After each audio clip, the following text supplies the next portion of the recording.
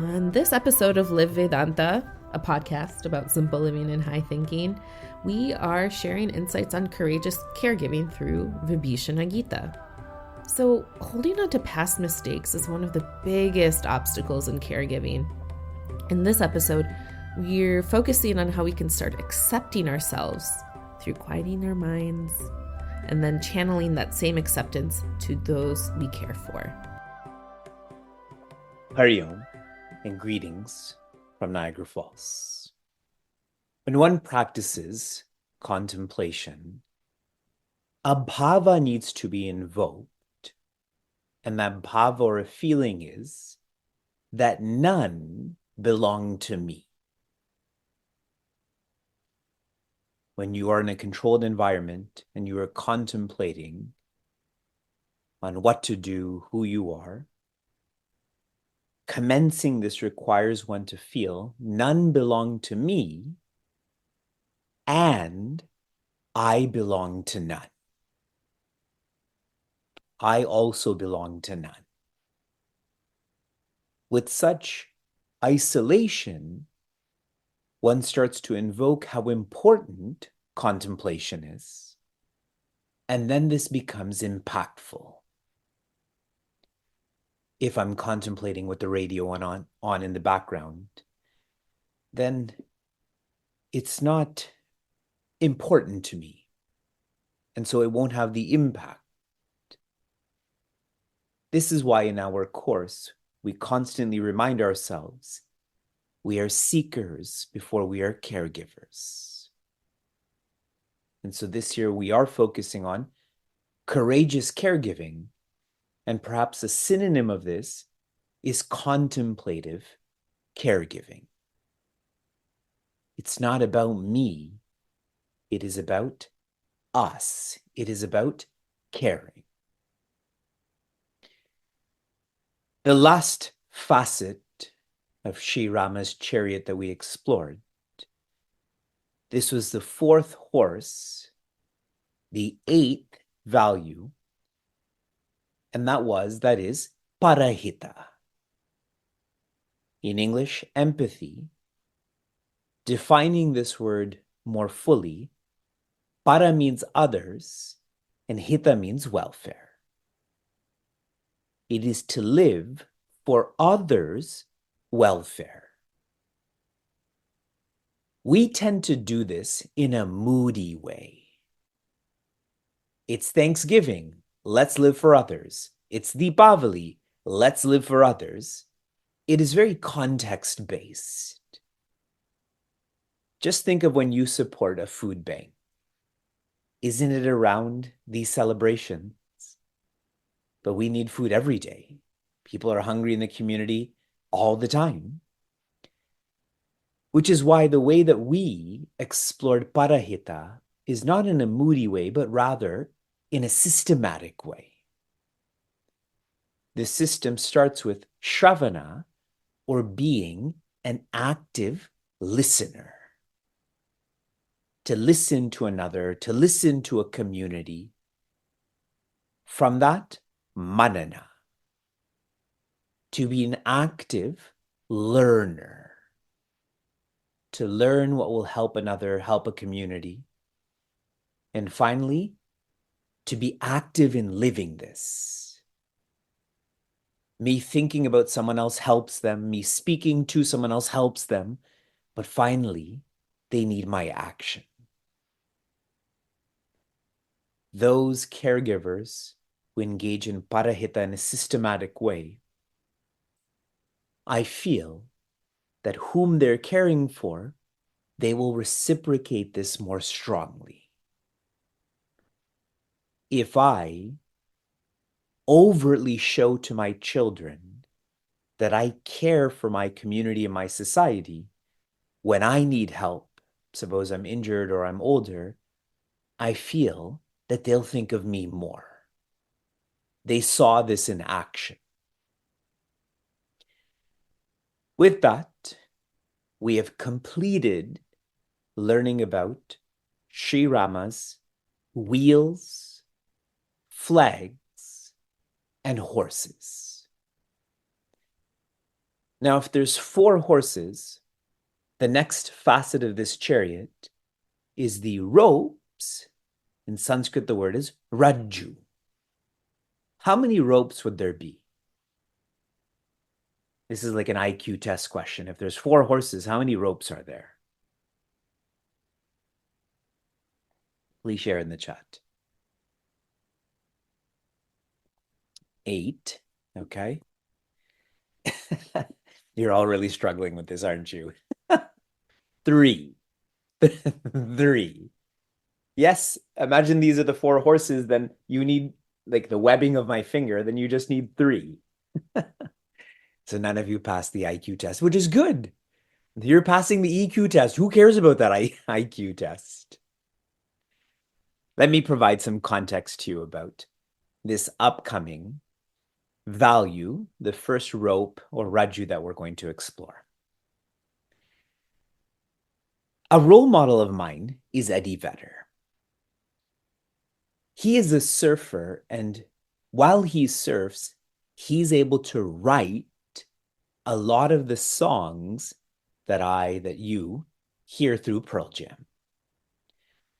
Now, for myself, I engage in some long distance activities that don't require my active attention, like jogging, driving, etc. So after a long weekend of teaching in Pittsburgh, last night, I'd scribbled some notes. I had crossed them out now, but you can sort of see them in that corner.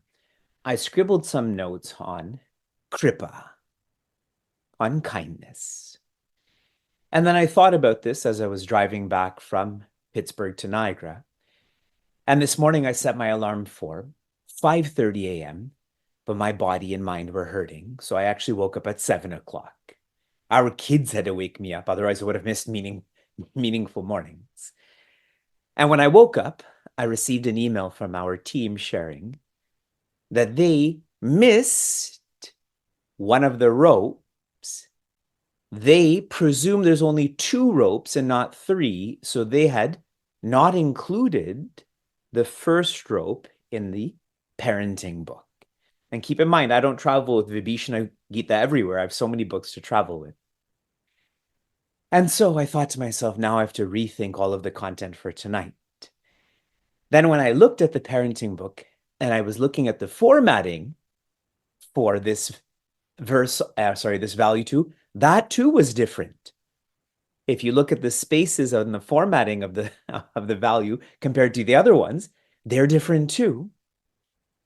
And then I read the inspiration, and the inspiration said, you should forgive. By forgiving, that is the only way that you can keep teaching.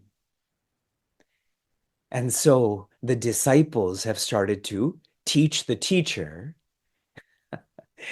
And that brings us to our 9th value, which is Kshama. Kshama. So the 6 adults who are part of the parenting culture team, I offer my Kshama to you for, for this deficiency, which I will talk about shortly.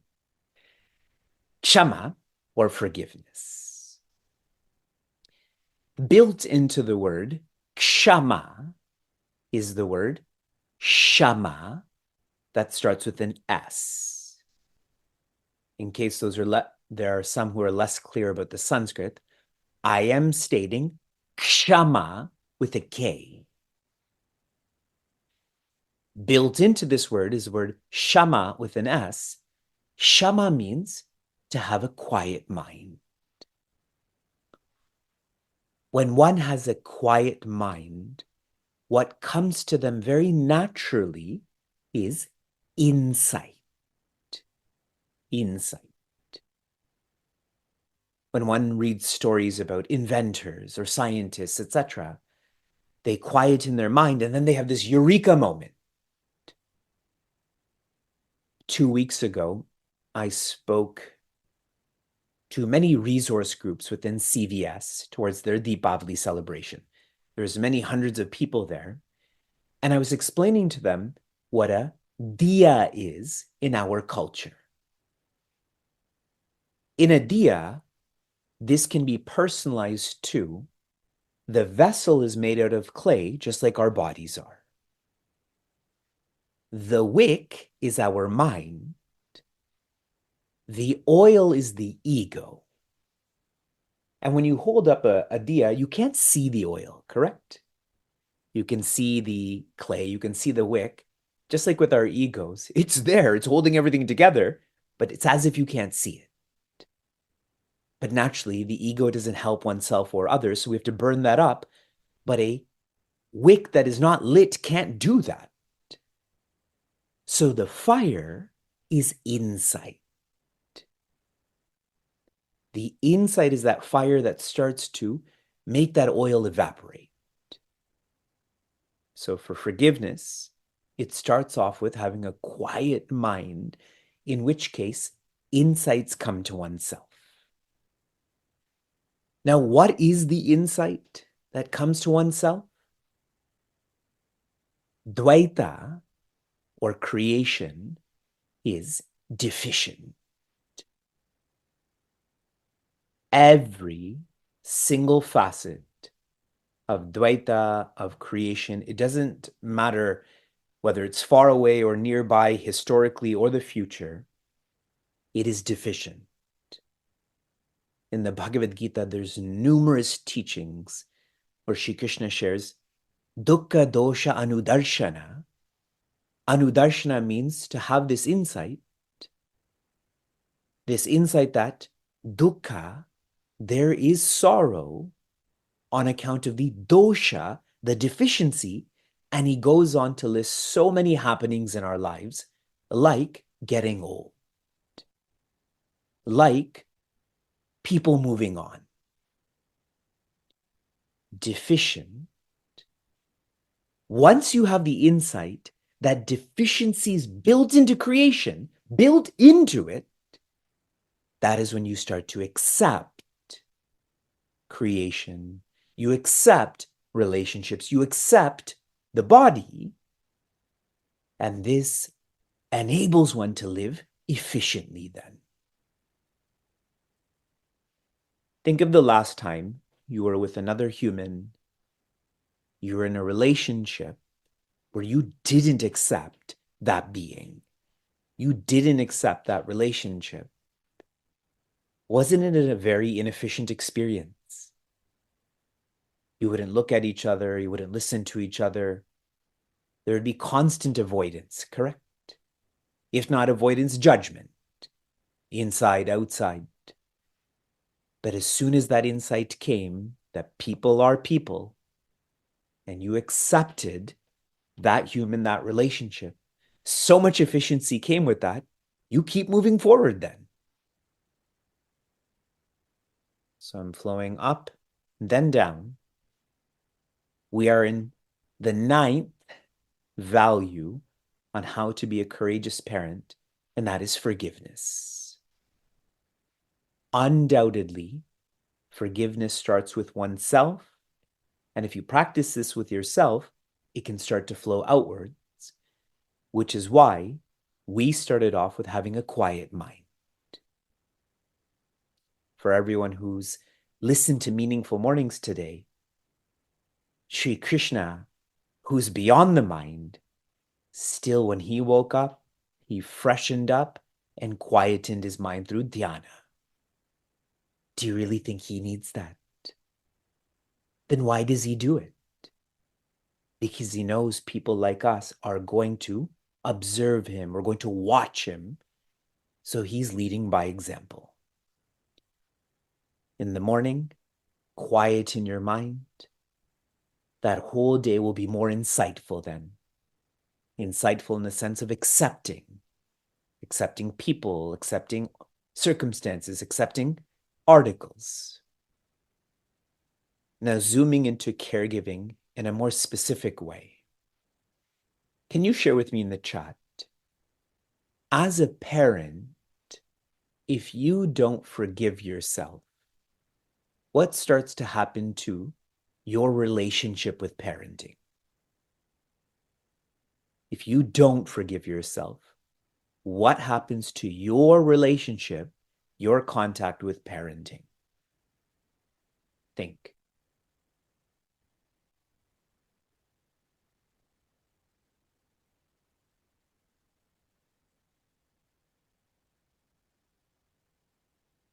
You keep focusing on the past, yes.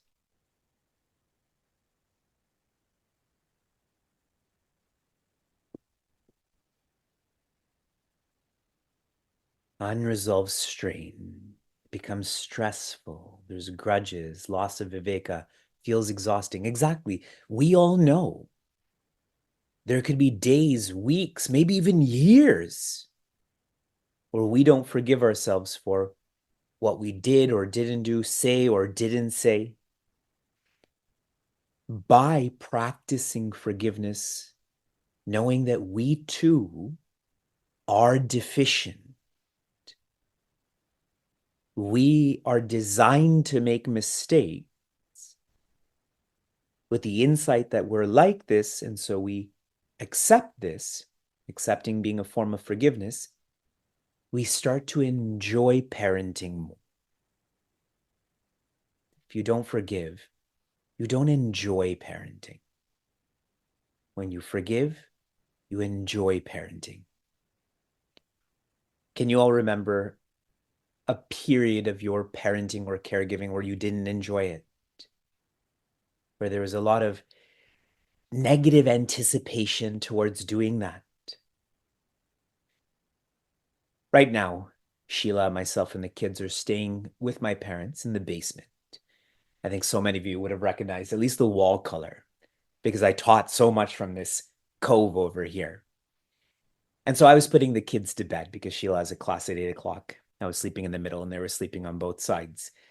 And I was telling the kids about what a long day it was today, in the sense that we've started to unpack in the new home and we had come home last night and I'm prepping for 100 people to go to Trinidad. And I was sharing with the kids that I was thinking so much about forgiveness, what I have to teach tonight. And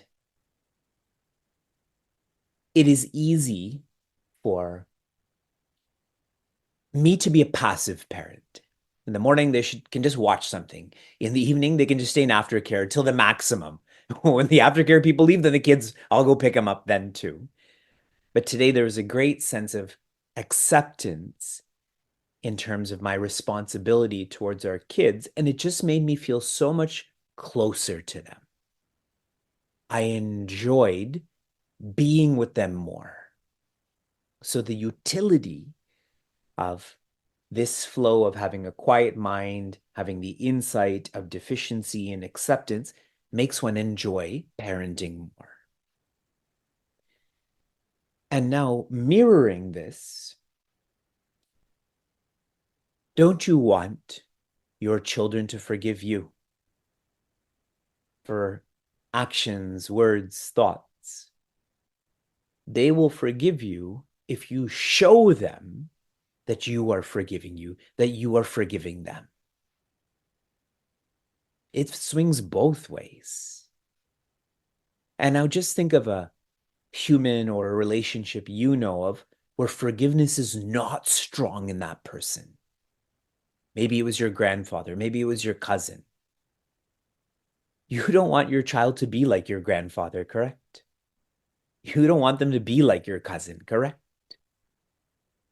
So what you can offer them by you actively practicing self-forgiveness through all of the reasons I've stated, this will help them so much.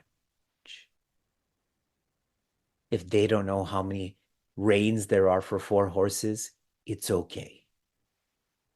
If they skip certain values of Vibhishana Gita, it's okay. If they know how to forgive themselves, they will be 1,000 steps ahead of the next person who doesn't know how to do this. If you enjoyed what you heard or want to learn more, share this episode with a friend or find us online at facebook.com/cmniagara. For those on the journey of self-development, Chinmaya Mission Niagara provides a community forum for seekers to listen, reflect, and contemplate. This podcast is produced by the Young Adults of Chinmaya Mission, an international nonprofit working to transform individuals through the knowledge of Vedanta. Until next time, inspire, love, be.